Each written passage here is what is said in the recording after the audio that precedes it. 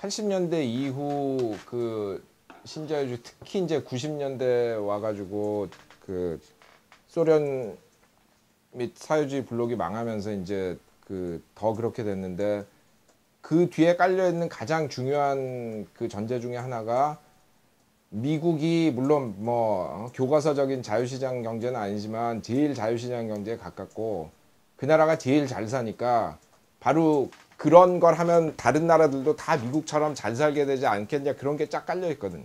근데 이제 그 아까 말씀드리는 첫째로 그 미국이 그렇게 잘 살게 된 거는 자유시장주의를 해서가 아니고 보호무역도 하고 뭐 정부가 개입을 많이 해서 그렇게 한 건데 그 거기까지 오는 과정 자체가 이제 그렇지 않았다는 거고요.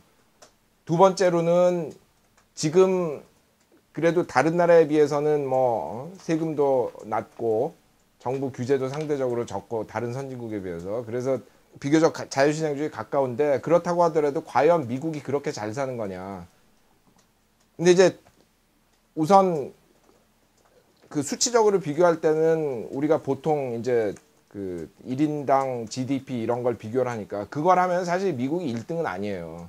왜냐하면 유럽 나라들이 그 1인당 GDP가 높은 나라들이 많은데 그래서 뭐 세계적으로 한 뭐 7, 8등 되는데 근데 사람들이 유럽 오면 흔히 하는 얘기가 미국보다 훨씬 못 사는 것 같다고. 네. 물가도 비싸고 그런 얘기를 하거든요. 근데 그게 한편으로는 맞는 얘기입니다. 왜냐하면은 그 우리가 보통 그 1인당 소득 계산하는 거는 시장 환율로 하는데 시장 환율이라는 거는 그 세계적으로 교역이 되는 상품 내지 서비스만 가지고 결정이 되는 거거든요. 그러니까 뭐 사람들이 외국에서 뭐 그 전자제품을 수입을 한다던가 아니면 뭐 외국에 관광을 나간다서 관광이라는 서비스업을 산다던가 그런 걸로 결정이 되는 건데 사실 많은 부분이 교역이 안 되거든요, 경제가.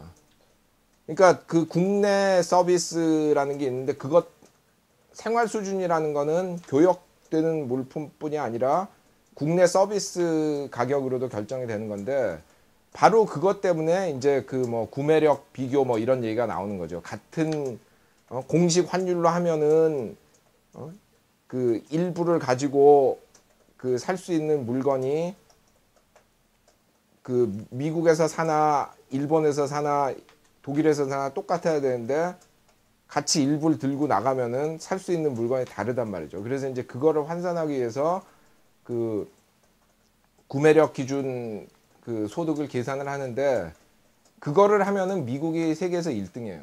근데 그게 좋은 것 같지만 역으로 뒤집어 생각해 보면은 그렇게 미국이 그 서비스가 싼 이유가 뭐냐면은 저임 노동자가 많기 때문이거든요.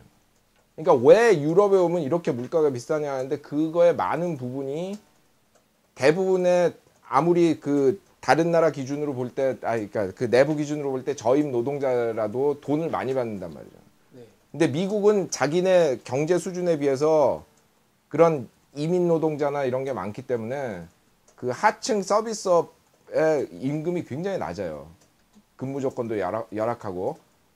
그러니까 그것 때문에 서비스가 싸서 그 미국이 구매력으로 하면은 다른 나라보다 잘 사는 겁니다. 제네바 예를 들어 공항에서 시내까지 그 택시를 타면 그 이제 그 미화로 환산을 하면 한 35불 정도가 들거든요. 네.